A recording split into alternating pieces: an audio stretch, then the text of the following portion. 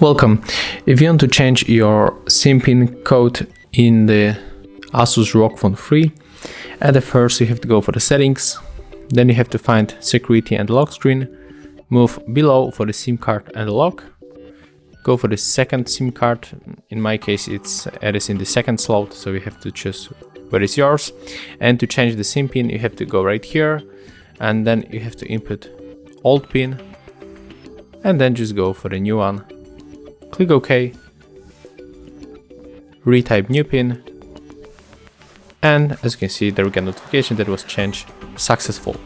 And that's how you can change SIM pin on your SIM card. Thank you guys for watching. Leave thumbs ups, comments and subscribe to our channel. See ya!